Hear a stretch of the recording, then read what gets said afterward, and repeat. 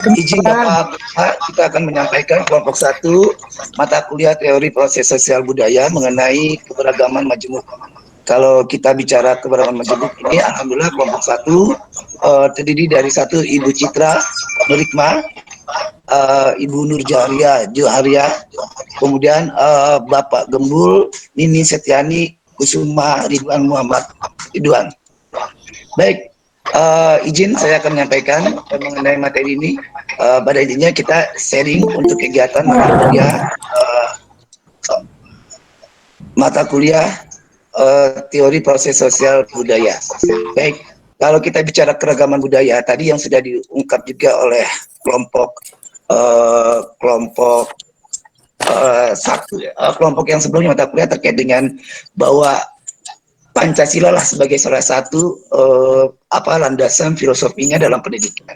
Demikian pula dengan latar belakang kebudayaan ini kita bahas bahwa keragaman budaya di Indonesia ini adalah yang kita kenal dengan multikultural, menjadi perhatian yang sangat seksi lah bagi keberadaan negara di dunia ini. Ya, memang banyak pandangan yang bermunculan mengenai keragaman tersebut, ya, bahwa keragaman budaya ini merupakan ada di satu sisi positif, di satu sisi negatif.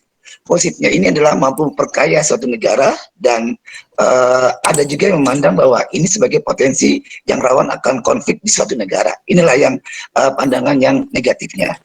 Tapi keanekaragaman budaya inilah menjadi sebuah potensi yang sangat sangat besar bagi keberadaan negara Indonesia yang memang sejak dahulu sampai sekarang kita tidak lepas dari keragaman itu sendiri. Kalau kita simak dari tayangan covernya pun di situ kita lihat ada tempat-tempat ibadah dari agama-agama yang ada di Indonesia. Nah, keanekaragaman budaya, suku, bahasa, adat istiadat dan agama yang dimiliki oleh masyarakat merupakan ciri utama dari masyarakat majemuk. Menurut Furnifel dalam nasikun yaitu masyarakat majemuk atau plural societies, yaitu masyarakat masyarakat yang dalam artian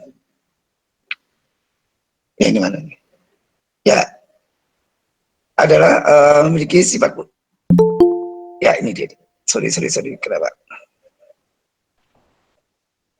Nah, yaitu masyarakat yang terdiri dari atas 2 atau lebih elemen yang hidup sehari-hari tanpa ada pembauran satu sama lain di dalam suatu kesatuan politik. Pada dasarnya semua negara yang ada di dunia ini adalah negara yang memiliki sifat multikultural, ya, tidak ada yang homogen tapi ada multi semuanya, ya, apalagi negara kita Indonesia itu kita paham sendirilah, ya, termasuk negara Indonesia adalah sebagai negara yang plural yang ada yang terdiri dari keragaman kelas sosial, etnis dan ras, gender, agama, bahasa dan usia. Negara kita adalah negara kepulauan. Kita tahu ya, kita ada lagunya ya, dari Sabang sampai Merauke berjajar pulau-pulau, sambung menyambung menjadi satu, itulah Indonesia. Indonesia yang terdiri dari beberapa suku, baik Minangkabau, Sunda, Batak, Aceh, Ambon, Asmat dan lain sebagainya. Suku bangsa bahkan tidak hanya dari Indonesia saja, dari luar pun ada yang berada di dalam Indonesia. Nah, keberagaman suku bangsa tersebut mempunyai kepribadian khas dari tiap suku bangsa. Kepribadian tersebut dikuatkan oleh bahasa yang khusus dari tiap-tiap suku bangsa. Oke, silakan Ibu Citra untuk melanjutkan. Baik, terima kasih Pak Abdul Jalil. Nah, sebelum kita membahas lebih lanjut mengenai kasus yang terjadi tentang multikultural atau keberagaman, maka saya akan menjelaskan sedikit mengenai konsep. Nah, apa sih multikultural? Apa sih itu keberagaman? Keberagaman disebut juga dengan multikultural. Nah, mungkin Bapak Ibu juga sering mendengar ya Bu ya, tentang pluralisme. Nah, menurut beberapa ahli yang kami ambil, multikultural itu adalah ideologi yang mengakui dan mengungkapkan perbedaan, kesederajatan, baik itu perbedaan individu maupun kebudayaan yang disampaikan oleh Bapak Fay dalam bukunya tahun 1996. Di dalam masyarakat multikultural, perbedaan budaya, etnis, lokalitas, bahasa, ras itu dianggap lumrah atau wajar. Nah, akar kata multikulturalisme atau keberagaman itu apa? Itu adalah kebudayaan. Mungkin kita sebagai orang Indonesia paham ya Pak, keberagaman Indonesia yang sangat kaya dari Sabang sampai Merauke, baik itu agama, ras, loyalitas, etnis, maupun bahasa. Nah, multikultural ini mengaku mengagungkan perbedaan dalam kesederajatan, baik secara individual maupun kebudayaan. Nah, silakan next, Pak Abdul. Nah, ada satu pendapat juga dari seorang para ahli, menurut Muardi Azra. Nah, multikultural pada dasarnya adalah pandangan dunia yang kemudian dapat diterjemahkan sebagai kebijakan yang harus menerima. Jadi walaupun kita bersifat beragam, kita heterogen, tetap harus melakukan penerimaan atau toleransi terhadap realitas keagamaan, pluralisme, dan perbedaan dalam berbagai bidang. Nah, kira-kira unsur-unsur apa saja atau yang kategori apa saja yang terdapat di multikultural? Mungkin kita sering temui dalam kehidupan sehari-hari ada unsur perbedaan suku bangsa dan ras. Mungkin ras saya dengan ras Bapak Ibu yang lain mungkin berbeda ya. Biasanya kebiasaan mudik, nah setiap pulang kampung pasti punya kampung halaman yang berbeda. Biasanya mempunyai ciri biologi sendiri, baik itu rambutnya, warna kulitnya, ukuran tubuhnya, matanya, kepalanya, itu pun memiliki beda. Masyarakat di Indonesia bagian timur dengan Indonesia bagian barat juga jelas berbeda ya Pak. Nah, unsur yang kedua mungkin kita menemui keberagaman dalam bidang agama dan keyakinan yang kita tahu bahwa di Indonesia mengakui 6 agama. Ada Islam, Hindu, Buddha, Kristen, Katolik maupun Konghucu. Nah, di sini nanti akan dibahas oleh rekan yang lain tentang bagaimana sih cara kita melakukan toleransi bersama. Yang ketiga, unsur ketiga ada ideologi dan politik. Nah, mungkin kita di masa-masa pemilu atau masa-masa demokrasi sering menemui perbedaan. Mungkin Pak Kasduri sukanya paslon nomor berapa ya? Atau Pak Abdul Jalil suka paslon nomor berapa. Nah, itu di Indonesia dianggap sebagai masyarakat multikultural dan dianggap wajar dengan dibatasi oleh toleransi dan menghargai. Dan yang keempat, tata krama. Nah, kita juga sering melihat adanya perbedaan setiap adat. Mungkin di Jawa adatnya seperti apa, di Sumatera seperti apa. Nah, itu mempunyai cara pandang yang berbeda. Mungkin orang Jawa memandang orang Batak itu bersifat misalnya kasar atau keras. Yes. Tapi bagi orang Batak atau orang Sumatera Utara itu adalah hal yang lumrah. Jadi setiap daerah mempunyai tata krama, adat, dan sopan santun yang berbeda. Dan yang kelima, nah ini juga menjadi fenomena yang tengah ada di Indonesia. Terjadinya keberagaman kesenjangan ekonomi dan sosial.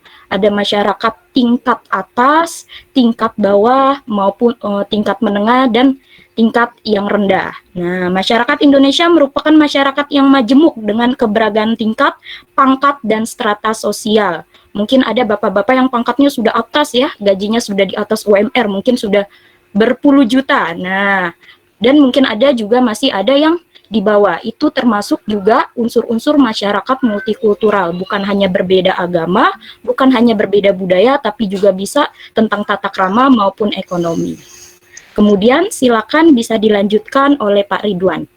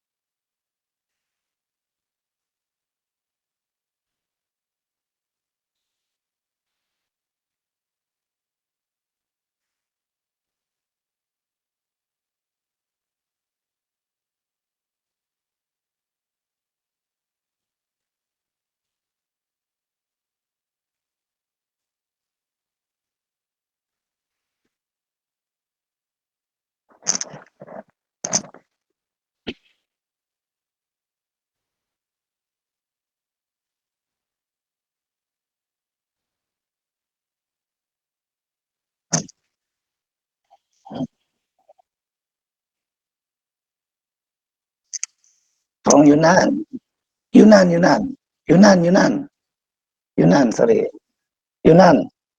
From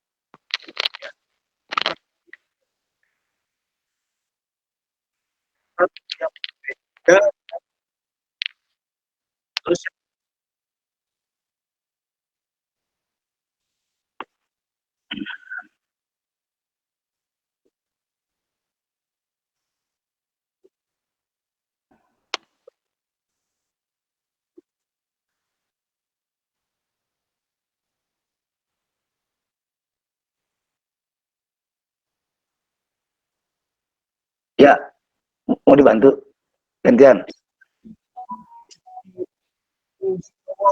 Kacau.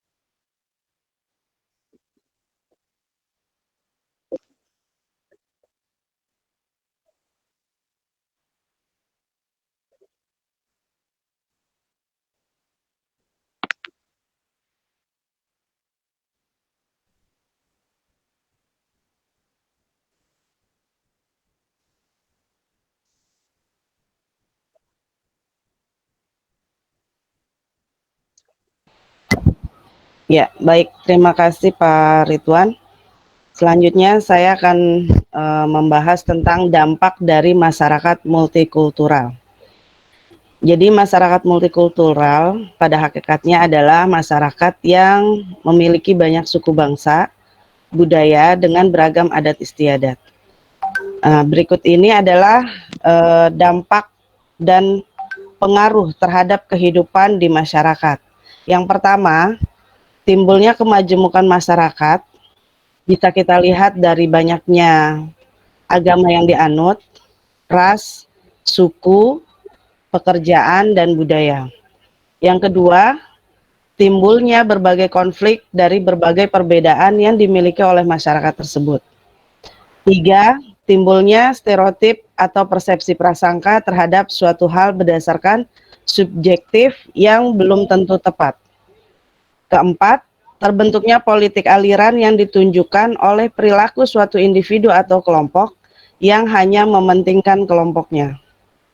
Next, 5, dampak dari masyarakat multikultural yaitu adanya pluralisme yang ditunjukkan oleh sikap saling menghormati dan menghargai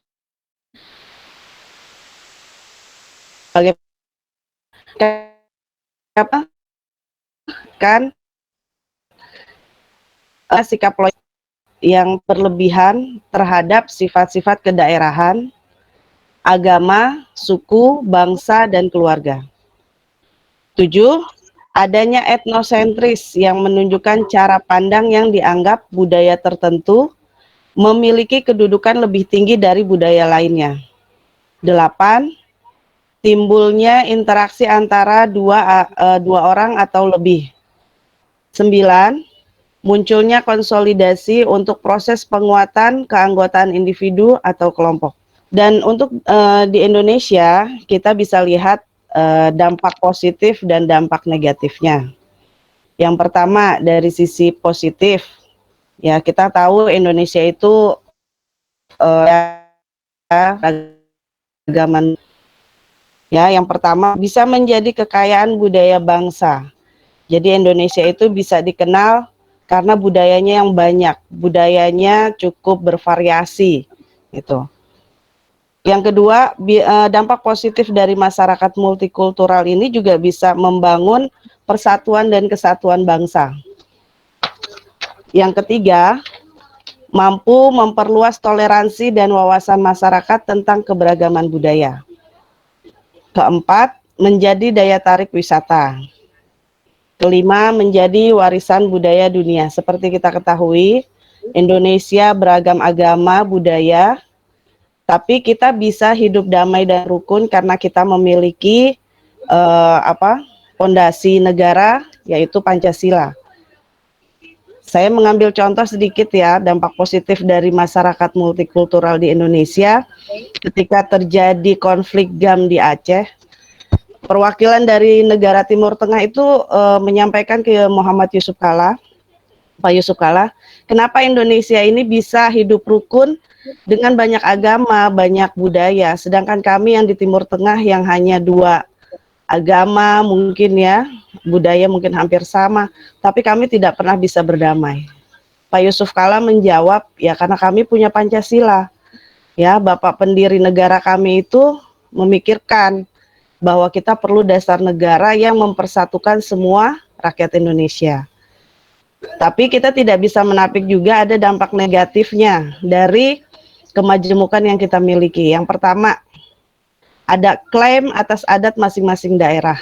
Nah, itu bisa deh kita ketahui ya, selama ini ada suku-suku tertentu mungkin yang merasa lebih dari suku lainnya, ada suku lain yang merasa terintimidasi oleh suku lainnya, mungkin karena perbedaan ciri fisik, ya, secara pembangunan, ya. Yang kedua, bisa terjadi konflik fisik jika aturan tidak ditegakkan. Nah, ini juga dampak negatif, salah satu dampak negatif yang akan muncul. Yang ketiga, munculnya sikap fanatik bahkan ekstrim ketika mendukung suatu kelompok atau golongan tertentu. Nah, ini yang paling sering muncul dan terjadi di tengah-tengah masyarakat Indonesia, gitu.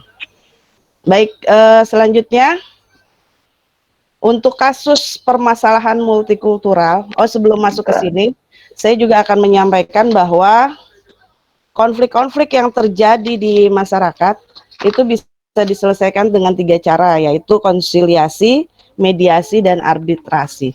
Sekarang kita lihat contoh kasus yang pernah terjadi di Indonesia, ya. Jadi ada permasalahan di tengah-tengah masyarakat multikultural dan solusinya. Yang pertama, kasus di Kalimantan Tengah antara penduduk asli Kalimantan dengan masyarakat pendatang, yaitu suku etnis Dayak dan suku etnis Madura.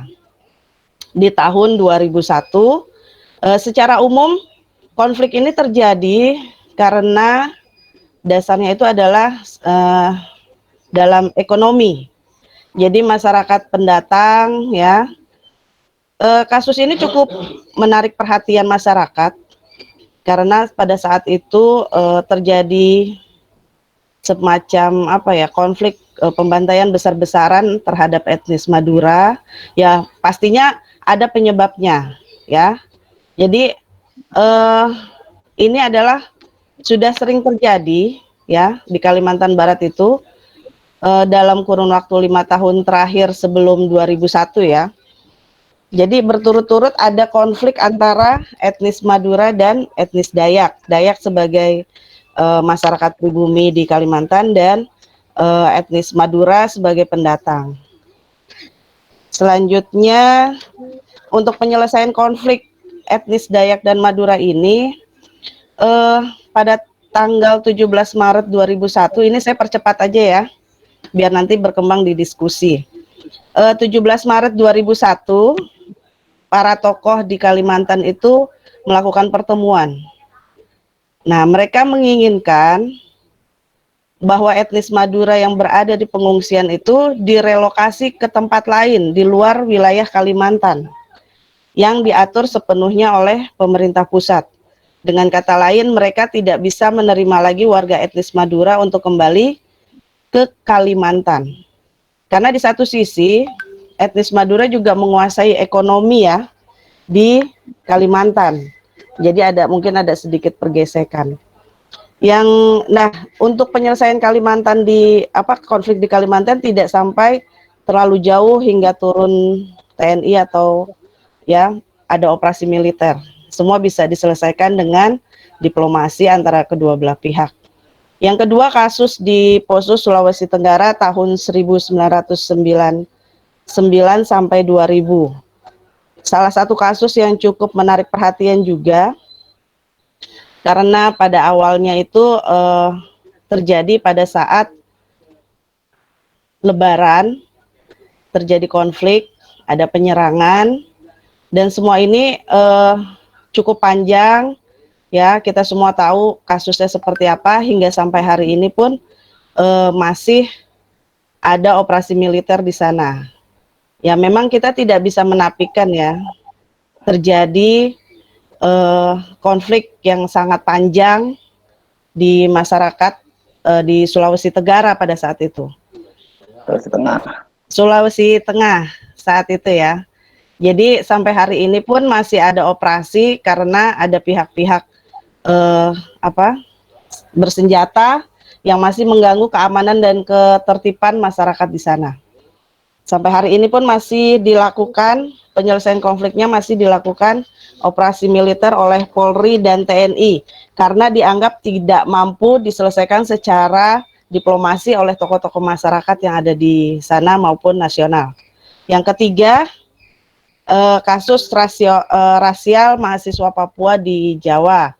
Kita juga sempat mendengar kasus ini ya, untuk saudara-saudara kita yang dari Indonesia Timur, dari Papua. Dari dulu kita sudah pernah tahu mereka merasa dikucilkan, merasa disisihkan gitu ya. Apalagi ini di Jawa sempat mereka mahasiswa ini mendapat perlakuan yang tidak adil, yang tidak baik.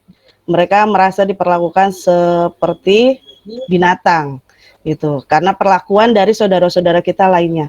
Nah, ini juga bisa jadi perhatian untuk kita semua ya. Ini sedikit dari sekian banyak konflik yang terjadi di Indonesia. Negara kita kaya tapi syarat juga dengan konflik.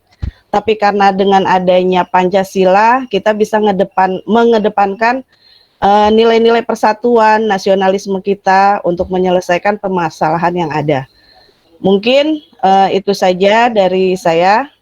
Saya kembalikan kepada Bapak Ketua, Pak Jalil. Ya, terima kasih Pak Bu Citra, Bu Nur, Pak Ridwan yang telah sama-sama memaparkan hasil kerja dari kelompok kami. Memang pada intinya multikulturalisme bahkan memiliki banyak pengertian. Nah, unsur-unsur multikultural terdiri dari ada suku, bangsa, agama, dan keyakinan, ideologi, politik, tata krama, dan kesenjangan ekonomi dan sosial. Nah, masyarakat multikultural memiliki karakteristik karakteristik, kemudian ada faktor-faktor penghambatnya, ada faktor pendukungnya, dan tadi juga kita sampaikan kasus-kasus yang terjadi di Indonesia, ada kasus di Poso, ada kasus di Kalimantan, antara orang Dayak dengan orang Madura, kemudian juga ada kasus Papua yang belum lama ini terjadi. Dan memang kalau kita bicara multikulturalisme inilah salah satu contohnya negara kita. Yang tadi dibilang oleh Bu Nur Jaharia, alhamdulillah dengan adanya Pancasila inilah salah satu yang membentengi kita. Tapi biar bagaimana pula namanya kita dalam berhubungan sosial, tentu ada gesekan-gesekan, bisa terjadi awalan konflik. Memang dengan multikulturalisme atau pluralisme ini rawan akan terjadinya disintegrasi bangsa. Baik, mungkin dari kami sekian. Ada yang mau ditanyakan kepada Bapak Ibu semuanya, dipersilakan. Jackson. Bapak, saya mau bertanya. Saya ingin bertanya, Pak. Siap. Ayo, teman. Izin Pak Jalil. Ya, Pak Jalil, izin. Ya. Mungkin Pak Farhan mau memberikan ini dulu kali. Oh, tanggapan ya, Pak. Oh, Pak dosen mungkin mau memberikan. Ada Pak dosen, alhamdulillah. Ada. Oh, monggo. Mungkin Pak dosen mau memberikan arahan. Ya, lanjutkan aja untuk ini. Lanjutkan Ya, Pak, untuk ya. ajab dulu. Ya. Ya. Pak, lanjut, Pak. Oke, silakan teman-teman. Ya, lanjut. ya. Bu Nur, Pak Gembul, Bu Citra, catat ya. Bantu. Ya, Pak. Baik, Pak. Monggo, silakan. Baik, terima kasih Bapak Ibu kelompok keberagaman yang sudah mempersilakan saya untuk bertanya. Nah, di sini saya ingin bertanya. Tadi kan dari kelompok Bapak atau Ibu menjelaskan bahwasanya keberagaman itu tidak hanya menjadi sebagai ciri khas ataupun keindahan, akan tetapi juga pasti ada konfliknya. dan ada gesekan-gesekan dalam keberagaman tersebut. Nah, yang saya tanyakan, apa namanya, tadi kan upayanya kan salah satunya dengan mengimplementasikan Pancasila. Nah, tapi dalam konteks realitasnya, kenyataannya, itu kan masih saja terjadi konflik yang tadi dipaparkan ya, tentang isu masalah Papua, masalah Kalimantan dan sebagainya. Nah, menurut Bapak sama dengan Ibu, apakah konflik yang ada di negara Indonesia yang beragam ini dapat dihilangkan kalau misalnya implementasi Pancasila betul-betul dilaksanakan, seperti itu. Nah, kemudian pertanyaan yang selanjutnya, tadi dalam faktor penghambat keberagaman, tadi kan ada yang namanya paternalistis. Nah, di sini saya bertanya, apakah paternalistis itu sama dengan patriarki? Kalau misalnya sama, tolong dijelaskan, atau kalau misalnya berbeda, tolong dijelaskan dan contohnya bagaimana, seperti itu. Terima kasih. Ya, silakan. Tampung dulu ya. Next, silakan Bapak. Baik, Bapak. Ya, silakan Pak Bahri ya, Pak Irul ya. Iya, betul. Ya, monggo Pak Bahri. Ya, terima kasih Pak Jalil. Terkait keanekaragaman budaya, tentunya kita sebagai warga negara Indonesia sangat berbangga ya bisa menjadi warga negara Indonesia yang di dalamnya itu banyak keragaman budaya multikultural. Kemudian disatukan dengan ideologi Pancasila yang mungkin bisa kita bilang sebagai mother of life gitu ya, mother of science, mother of life. Tetapi tentunya kita juga tidak bisa menghalangi ataupun tidak bisa membentengi dengan sepenuhnya bahwa budaya Barat pun bisa masuk ke Indonesia gitu ya, budaya Barat ataupun budaya Timur lah gitu ya. Nah, pertanyaan saya adalah menurut kelompok 1, apakah semua budaya Barat itu identik dengan negatif, atau adakah budaya Barat yang ternyata positif kemudian bisa kita adopsi di Indonesia? Kemudian yang karena ini ya, karena kalau menurut saya pribadi terkait budaya Barat dan budaya Timur, tidak semua juga budaya Timur itu bisa kita adopsi di Indonesia gitu ya, seperti itu. Mungkin itu pertanyaannya, apakah ada budaya Barat yang positif yang bisa kita adopsi di Indonesia untuk keragaman budaya di Indonesia? Mungkin itu pertanyaannya. Terima kasih. Assalamualaikum. Ya, terima kasih Pak Irul. Monggo kita buka sesi 1 untuk 3 pertanyaan ya. Setelah Pak Irul, silakan teman-teman. Saya Pak, boleh bertanya? Bu Narisa, kemon Bu Narisa. Oke, terima kasih Pak Jali, terima kasih untuk kelompok 1 atas pemaparan mengenai multikulturalisme. Di mana tadi sudah dijelaskan multikultural itu memang menjadi salah satu kekayaan juga untuk Indonesia ya, karena dengan keberagamannya. Yang ingin saya tanyakan, dengan adanya multikulturalisme ini cenderung bernilai positifkah atau negatif? Dimana kan tadi sudah ada pemaparannya ya, salah satunya mengenai faktor penghambat juga, dimana mungkin bernilai negatifnya bisa jadi suatu kelompok itu merasa bahwa kelompoknya adalah kelompok yang paling terbaik gitu ya, atau kita sebut dengan primordialisme gitu. Dan positifnya adalah ya kita dengan banyak keberagaman gitu ya. Namun menurut kelompok 1, apakah dengan adanya multikulturalisme ini cenderung bernilai positif atau bernilai negatif untuk Indonesia sendiri? Begitu, terima kasih Pak. Terima kasih Bu Narisa. Oke, teman-teman kelompok 1, Bu Citra, Bu Nur, Pak Gembur, monggo apa mau ada yang mau langsung menjawab? Oke, saya coba jawab jawaban Bu Lintang ya Pak ya, pertanyaan Bu Lintang ya. Ya, silakan Bu Citra. Bu Lintang bertanya mengenai apakah konflik di Indonesia bisa dihilangkan jika Pancasila diimplementasikan dengan baik di Indonesia, betul Bu Lintang? Ya, maksudnya apakah betul-betul bisa dihilangkan secara total menyeluruh atau gitu ya, Pak. bagaimana? Total ya Nah, gitu maksudnya Ibu.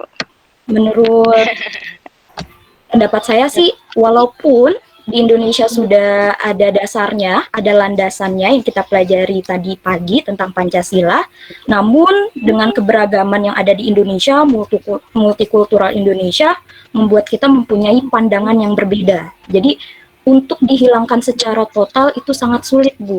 Karena Indonesia mempunyai 34 provinsi, mempunyai banyak pulau, mungkin bukan hanya di bidang kebudayaan, tapi juga ada di bidang tadi disinggung Ekonomi. juga tentang ekonomi, patrialitis juga tentang antara derajat laki-laki dengan perempuan, yang Bu Lintang tanyakan juga di poin kedua, apakah patrialitisme sama dengan hierarki? Nah, Bukan Ibu, maaf, paternalistis Patriarki. dengan patriarki. oh hierarki, nah hierarki. Istilah Nah, itu. tadi dijelaskan oleh Pak Gembul juga bahwa salah satu faktornya ada pandangan paternalistis.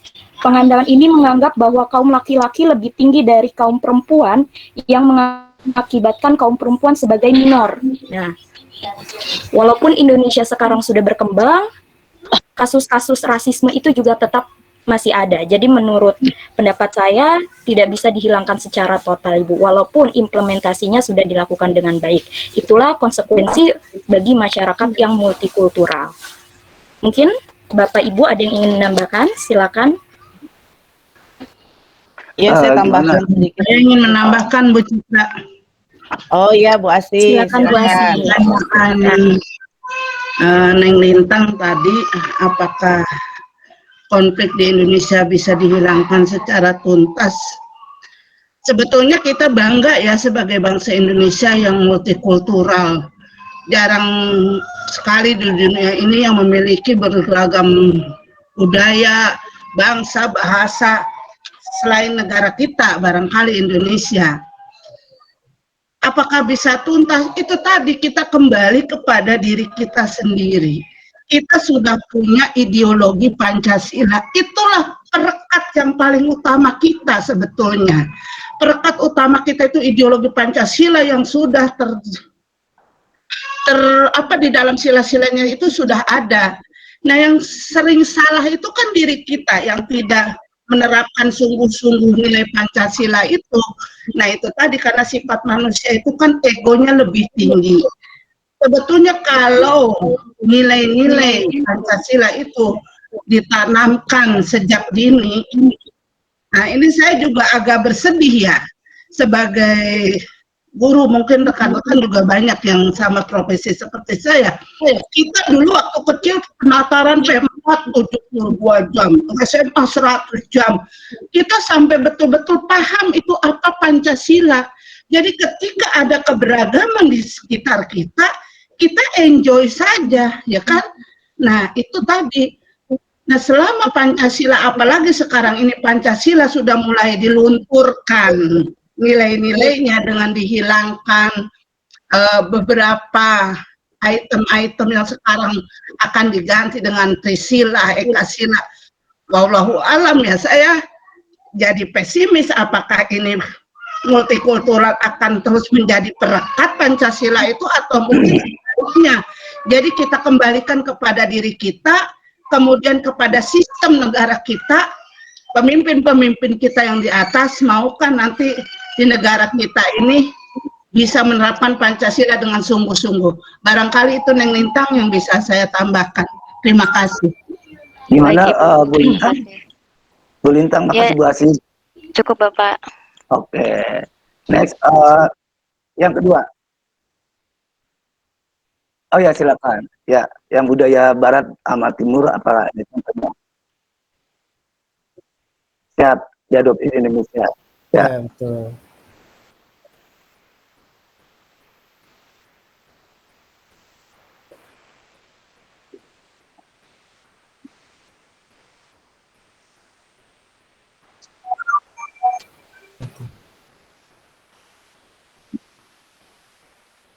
Oke.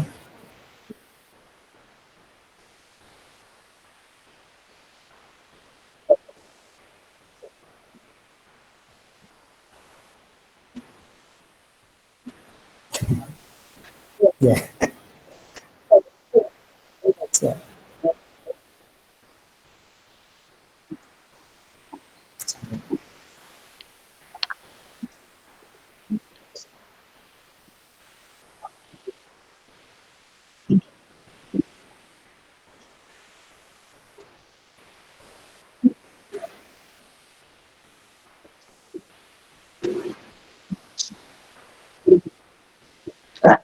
ambil. Ya, good ya.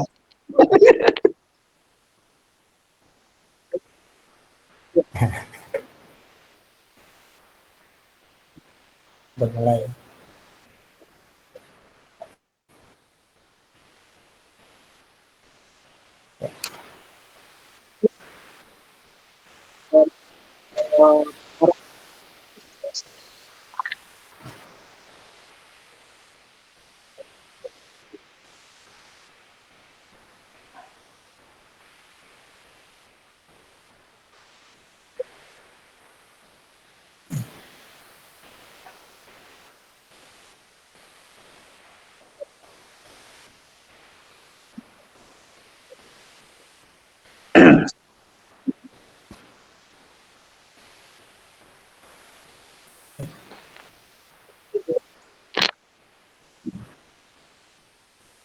Nggak bisa.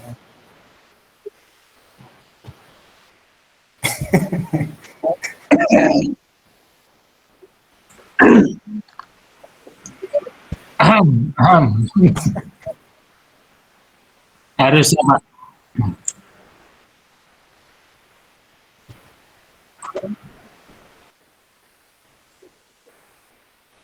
Iya, artinya berarti tidak semua budaya barat itu kemudian kita negatif gitu ya. Karena ada beberapa budaya barat yang justru bisa kita adopsi di Indonesia gitu kan. Iya, betul. Ya, saya tambahin sedikit. Ya. Oke, Mbak Nur mau nguatin. Ya, tambahin sedikit dari cara pola pikir pun kita juga bisa mengadopsi dari budaya orang barat. Mereka senang menganalisa, meneliti, ya. Cara berpikir mereka juga lebih maju gitu. Ya, di Indonesia itu kan kadang cara berpikirnya juga masih ya mungkin karena keterbatasan kita juga gitu ya. Dari selain itu budaya barat yang bisa kita ambil juga adalah equal. Mereka memposisikan manusia itu sama gitu dalam pandangan mereka. Seperti tadi Pak Ridwan juga sudah sampaikan, kita melihat teman kita berbeda sedikit aja udah kita bully, udah kita panggil dengan sebutan-sebutan yang mungkin itu menyakiti. Kalau di negara barat atau di luar itu mereka menganggap kita semua sama, humanity gitu, equal, kita semua sama. Mau warna kulit hitam, putih, kita menganggap mereka, memandang mereka sebagai human, manusia yang memiliki hak yang sama. Mungkin itu tambahan dari saya, Pak. Terima kasih. Terima kasih. Ya, gimana Pak Irul, semakin jelas ya. Terima kasih. Pak Jalil, saya tambahkan ya. Pak Jalil, Oke, saya tambahkan sedikit. Oke, tambah. Saya boleh tambahkan? Silakan. Pak Marianto. Halo. Ya. Mungkin mengenai tambahan dari Bu siapa tadi, saya kurang setuju ya kalau memang di Eropa atau di Asia kita bisa ambil contoh yang baik dan negatifnya, positif dan negatifnya. Tapi menurut saya di belahan bumi dimanapun di dunia itu sama prinsipnya. Karena begini, secara budaya multikultural mereka kita bisa ambil sisi positif dan negatif. Tapi juga mereka juga ada negatifnya, tidak semuanya positif yang tadi dikatakan Ibu tadi. Saya berpikir begini, justru dengan pendidikan ini di dunia manapun ketika pendidikan ini kita kedepankan, maka akan terjadi nilai-nilai yang baik, akhlak yang baik, dan metode-metode yang baik ke depan. Karena tanpa pendidikan, tanpa ilmu, mereka akan dengan akhlaknya tidak akan pernah mengedepankan sosial dan budaya dengan baik gitu. Saya pernah berjalan-jalan beberapa daerah maupun di beberapa negara, tidak semuanya mereka itu memberikan juga contoh yang baik. Bahkan ini sebagai tadi perbandingan saya pribadi ya. Kalau kita mau melihat, ternyata memang cara berpikir mereka itu dengan pendidikan yang baik, mereka akan menurunkan akhlak yang baik. Itu satu. Keduanya, tidak semua negara itu juga di Eropa itu negatif, tidak. Positifnya ada, negatifnya ada. Seperti di negara kita juga. Cuman yang lebih membahagiakan adalah Di negara kita itu lebih banyak baiknya dibanding negatifnya. Lebih banyak positifnya. Ini yang lebih membahagiakan lagi. Kalau kita mau punya studi perbandingan, saya rasa itu ya. Oke. Cukup ya. Pada intinya segarislah dengan apa yang disampaikan oleh Bu Nur, yaitu memang diantaranya masing-masing kan ada sisi positifnya, ada sisi negatifnya. Yang ditanya Pak Irul kan, apakah budaya dari Barat yang bisa kita adopsi? Tadi sudah disampaikan oleh Pak Gembul dan Bu Nur, kemudian diperkuat oleh Pak Marianto. Gimana Pak Irul? Udah diterima? Pak Irul. Pak Jalil, saya boleh tambahkan sedikit Pak Jalil. Maaf. Siapa nih? Pak Andoko. Ya. Pak Andoko. Ya. Jadi kalau apa namanya, saya boleh menambahkan, kita harus membedakan gitu antara perilaku personal dengan kebudayaan sebagai sebuah etika gitu. Nah, tadi yang disebutkan oleh Pak Gembul ya, itu mungkin personal gitu sifatnya. Jadi perilaku personal yang sering terlihat atau sering diviralkan gitu kalau bahasa sekarang gitu. Tapi kita juga nggak tahu kan yang namanya budaya sebagai etika gitu. Kalau Indonesia sendiri pun kalau budaya sebagai etika itu saya rasa sudah cukup positif gitu. Sudah cukup positif, tinggal perilaku personalnya yang mau menerapkan atau tidak. Nah, ketika Pak Gembul mencontohkan perilaku tadi, mungkin saya rasa itu sifatnya personal gitu terjadi.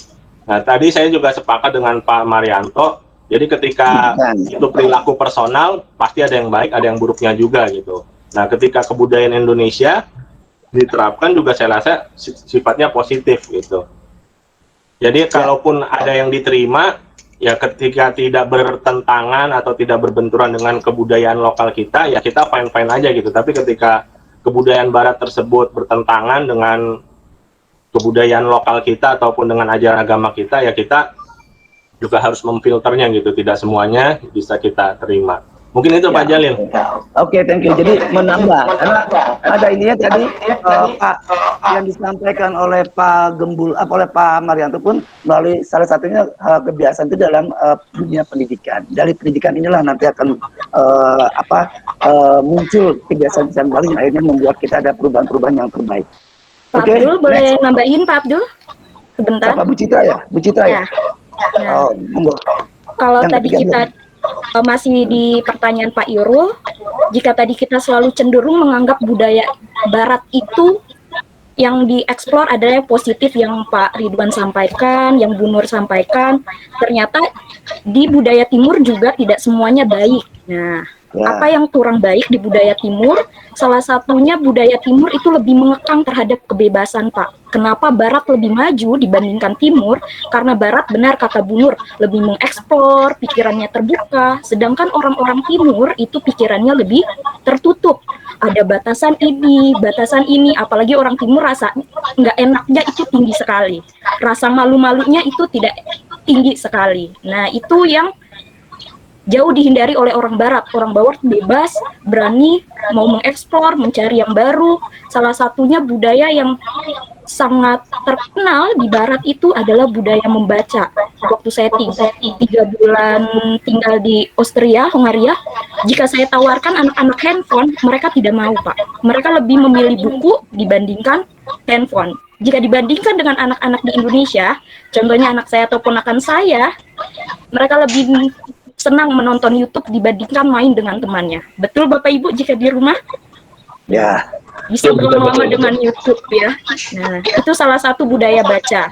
Dan budaya Timur tidak seharusnya kita terima semuanya. Ada hal-hal yang harus dirubah atau diselangi dengan budaya Barat. Jadi harus seimbang. Harus dipilih-pilih sesuai dengan Pancasila juga.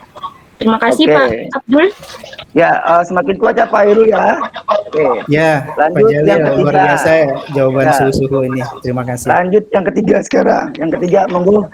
Iya, yang ketiga saya coba jawab ya Pak. Tentang multikultural kita ini cenderung negatif atau positif untuk Indonesia.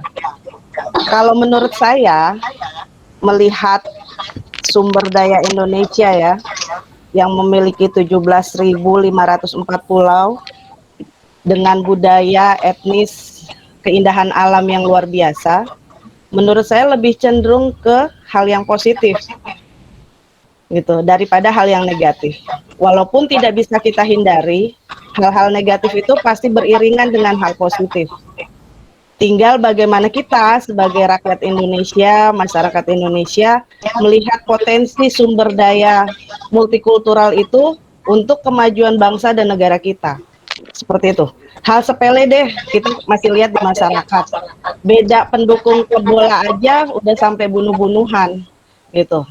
Orang Jakarta mau ke Bandung khawatir. Orang Bandung mau ke Jakarta khawatir.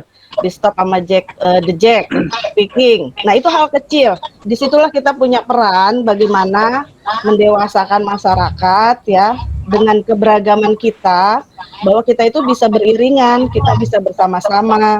Negara kita ini negara besar, negara kaya, punya potensi luar biasa yang tidak dimiliki oleh negara lain, gitu.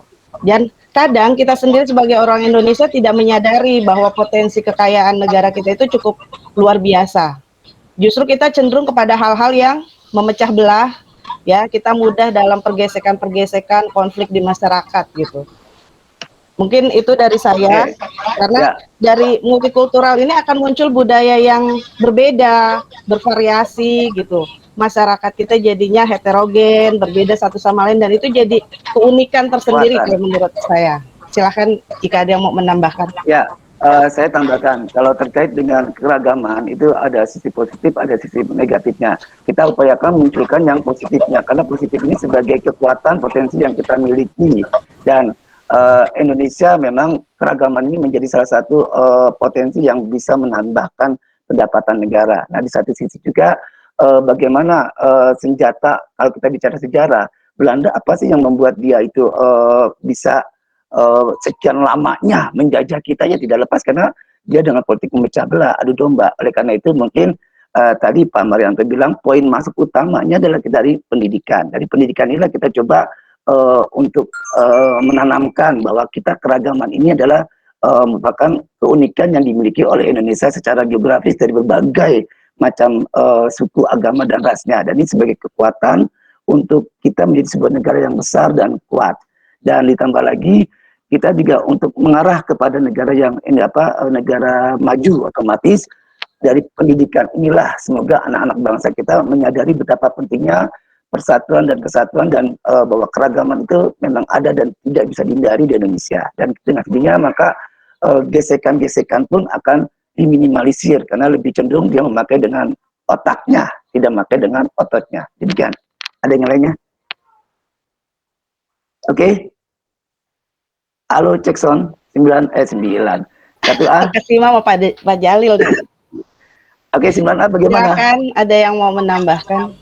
Kalau tidak ada, karena kita beri kesempatan untuk Pak dosen untuk penguatan kepada kita semuanya. Ya. Maaf Pak, maaf. Izin memastikan tadi pertanyaan saya yang dari perbedaan antara patriarki dengan paternalistis. Oh iya, saya coba jawab. Kayaknya belum. Paternalistis, ini ada perbedaannya. Paternalistis itu tindakan membatasi kebebasan seseorang atau kelompok demi kebaikan mereka sendiri. Sedangkan patriarki ada turunan atau dari, jadi ada, bisa diterima ya perbedaannya ya? Bisa Ibu, terima kasih. Oke, akhirnya satu persatu pertanyaan, tanggapan sudah kita berikan pendapat, dan terima kasih kepada teman-teman semuanya bahwa itulah kekayaan Indonesia yang beragam dari Sabang sampai Merauke, dan ini menjadi positif dan negatif, tapi kita berharap ke arah yang positif. Dengan dunia pendidikan inilah kita menanamkan betapa keragaman ini adalah bagian dari proses kehidupan kita. Ya, agama pun sudah mengatakan bahwa kita diciptakan berbangsa-bangsa, bersuku-suku, dan untuk saling mengenal. Apalagi Indonesia berada di lintas perdagangan jalur internasional, mau tidak mau, yang tadi Pak Irul bilang, kita akan budaya Barat, budaya Timur akan masuk ke Indonesia. Jelas, itu dengan sendirinya. Ya, oke, demikian. Ada ya, siap. Mau apa, Bu?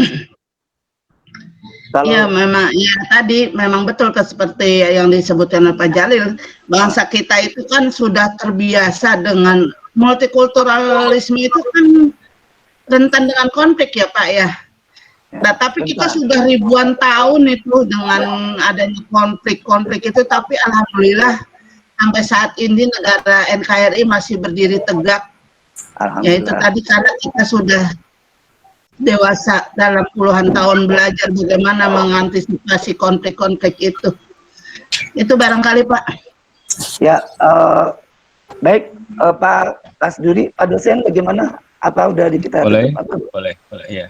Ya, silakan Oke, Bapak Ibu, kita sama-sama simak penguatan dari Bapak dosen kita. Ada Pak Suparlan, dipersilakan. Baik, terima kasih Pak Jalil dan teman-teman semuanya. Selamat pagi menjelang siang. Assalamualaikum warahmatullahi wabarakatuh.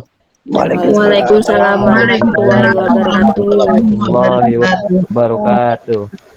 Ya, diskusinya luar biasa dan pengetahuan teman-teman juga luar biasa. Nanti mudah-mudahan berlanjut kepada kelompok-kelompok berikutnya juga seperti ini, sehingga semua anggota kelas ini masing-masing bisa share tentang pengetahuan dan pengalaman masing-masing. Siap. Baik teman-teman semuanya, tanya dengan masalah multikultural atau kemajemukan tentang budaya. Kita ini dimulai dengan adanya negara yang luas pertama, kemudian terdiri dari ribuan pulau, kemudian masing-masing orang yang mendiami tempat-tempat itu maka menciptakan budaya masing-masing. Akhirnya jadilah multi culture atau multi budaya. Nah, dari keseluruhan itu merupakan suatu bentuk kekayaan yang ada di negara kita yang perlu kita lestarikan dan yang tidak dimiliki oleh negara lain. Negara lain itu tadi terbatas. Kalau Amerika itu dengan suku awalnya itu dari kelompok apa namanya? Indian gitu. Kemudian kalau Eropa juga kelompoknya beda dari asal mulanya seperti itu. Kalau di Australia itu dimulai dari aborigin, kalau di New Zealand dari Maori kan itu. Nah, itu hanya gampang dilihat sedikit-sedikit gitu. Kalau kita luar biasa, tadi yang dikatakan teman-teman yaitu dengan ribuan pulau, akhirnya muncul ribuan bahasa, ribuan budaya, dan yang dikatakan kita multi culture. Nah, kemudian budaya-budaya itu diantaranya ada yang diciptakan oleh Belanda, oleh penjajah. Contoh-contoh saya katakan gini, kalau orang-orang dari kelompok Jawa itu, Pulau Jawa maksud saya, itu rata-rata dengan adanya karena konsentrasi penjajah dulu untuk membangun Pulau Jawa dulu, ya kan, membuat jalan, membuat ini, membuat itu, akhirnya terjadilah namanya ada kerja paksa, tanam paksa, dan sebagainya. Dan contohnya kalau contoh lain beda dengan di daerah Papua atau daerah lain. Papua itu karena sudah dilihat itu kelihatan orangnya kurang saat itu ya, pendidikan masih rendah, akhirnya dia ingin menaklukkan, harus menina bubukkan mereka. Contohnya apa? Orang yang namanya semua kebutuhan mosas sing mikir gitu loh. Ngapain capek-capek berpikir, kerja keras kita sudah dapatkan dari Belanda.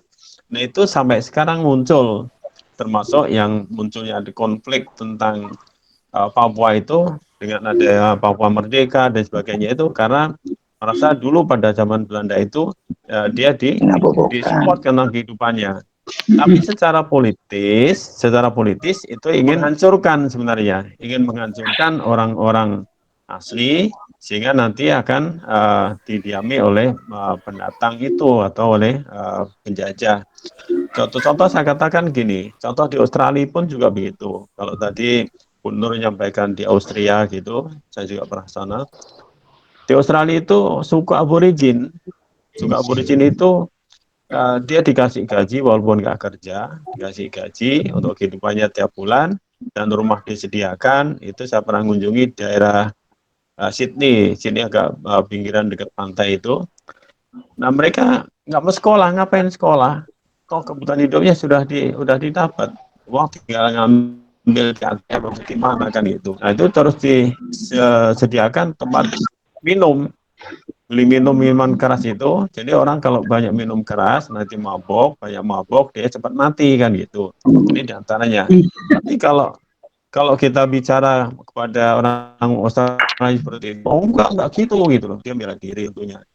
Jadi contoh di Papua pun juga seperti itu, yang sekarang membela mati-matian untuk merdeka itu karena dininabobokan oleh Belanda.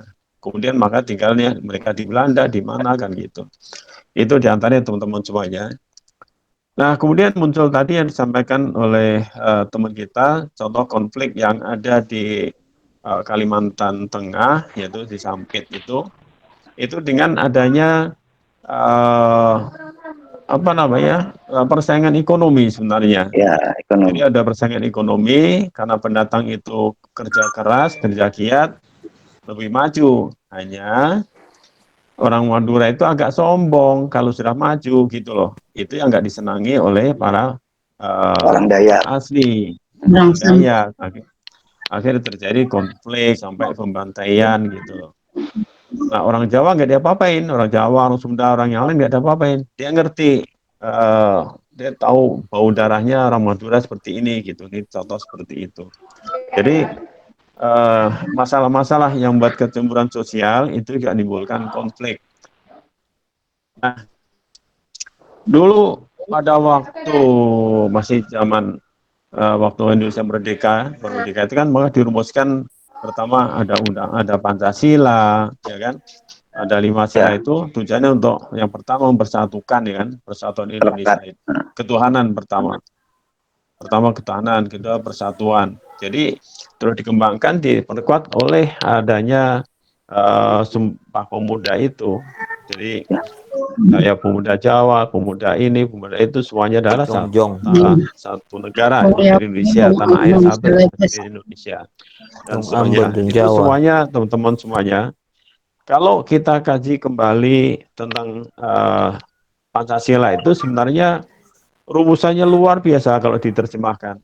Pada waktu Orde Baru dulu, itu diurai, terus diterjemahkan sampai sedetail mungkin, akhirnya diimplementasikan. Tadi kalau merasa orang dulu ya, dimaksakan itu, ya kan? Ya Pak Jalil masih ingat kali ya, walaupun mungkin separuh gitu kan. 36 butir Pancasila, 36 butir Pancasila, 4, ya. Kalau sekarang ditanya, tanya 5 sila aja nggak ada yang tahu kan gitu kan. Itu contohnya. Udah lupa Pak. Iya. Nah, kemudian dilanjutkan lagi, yang duduk di anggota DPR itu, maka teman-teman milihnya milih artis yang ngerti Pancasila dipilih, kan gitu kan? Gitu. Artis sekolahnya dari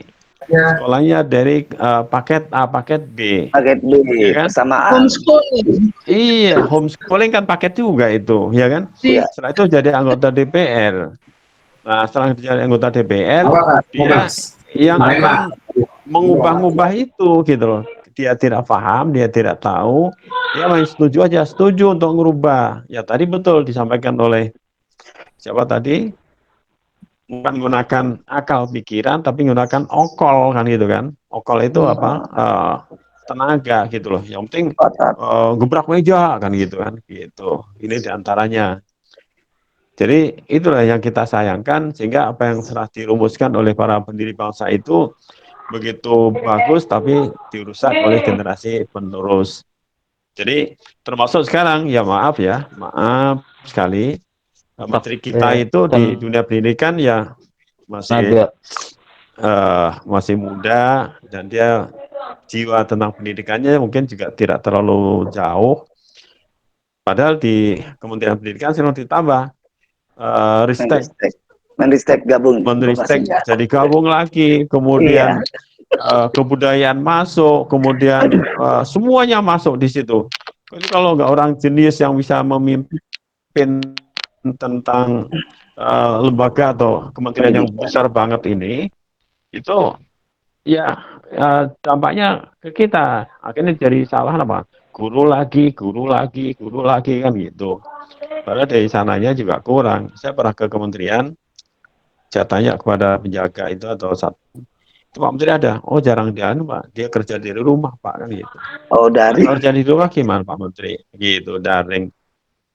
Iya kan, harusnya Iya. harus datang lah, melihat lah kan gitu, kira-kira gitu. Ya, itu diantaranya teman-teman ya. Kemudian saya sudah sampaikan, ada beberapa pertanyaan tadi. Apakah budaya Barat itu cenderung tidak bagus? Kita ambil yang bagusnya banyak, yang tidak bagusnya ada, gitu loh. Ya bagusnya umpamanya tadi literasi atau budaya baca itu betul, bagus, setuju, ya kan? Mungkin Bu Nur di Austria itu melihat orang selalu membaca dan membaca kan gitu.